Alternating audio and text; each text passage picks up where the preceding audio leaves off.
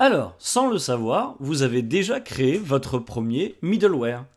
Un middleware, c'est une fonction dans une application Express, dans ce contexte-là, qui reçoit la requête et la réponse, qui les gère, et qui peuvent ensuite passer l'exécution à un prochain middleware, d'accord, à une prochaine fonction. Donc ça, on ne l'a pas encore intégré, on va le faire maintenant.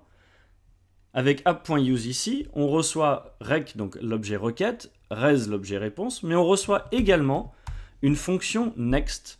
Et cette fonction next, c'est ce qui permet de renvoyer à la prochaine fonction l'exécution du serveur. Donc par exemple ici, avant de renvoyer cette réponse, car on va passer dans les fonctions dans l'ordre, on va rajouter un app.use qui va recevoir la requête, la réponse et la fonction next. Et ici, on va simplement dire, on va mettre un console log avec requête reçue. Donc là, on arrive d'abord sur ce middleware là. Ensuite, on arrive sur celui-ci. Donc si j'enregistre et j'envoie une requête, qu'est-ce qui se passe? Eh bien, ça freeze. D'accord, je vais annuler la requête. Car qu'est-ce qui s'est passé? Si je regarde sur mon nodemon, je vois bien requête reçue. Donc, on a bien exécuté cette fonction-là. Mais cette fonction n'a pas renvoyé vers le prochain middleware. Donc, ce qu'il faut absolument faire, c'est appeler next. Car sinon, on ne renvoie pas de réponse et la requête ne se termine pas.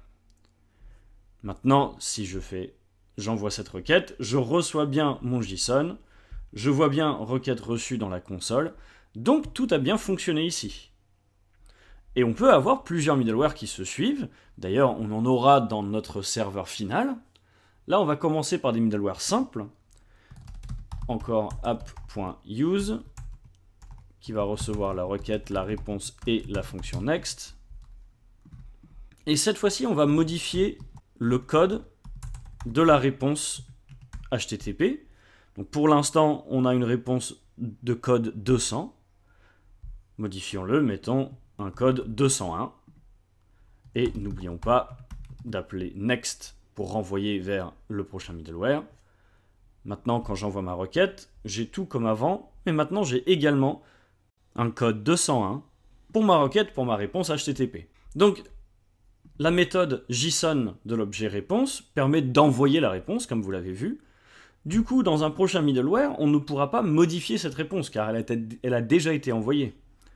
Mais ce qu'on peut faire, par exemple, on va envoyer next ici, on met un nouveau middleware à la fin ici.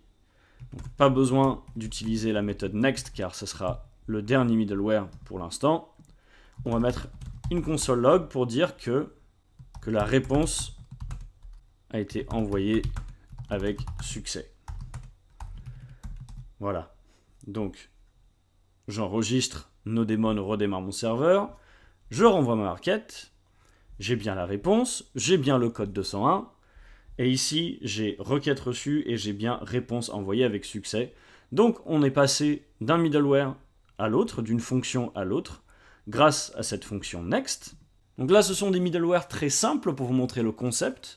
On verra dans les chapitres suivants comment créer des réponses dynamiques, comment créer un serveur fonctionnel en répondant par exemple à des routes spécifiques ou à des types de requêtes spécifiques et également en allant chercher des données dans une base de données.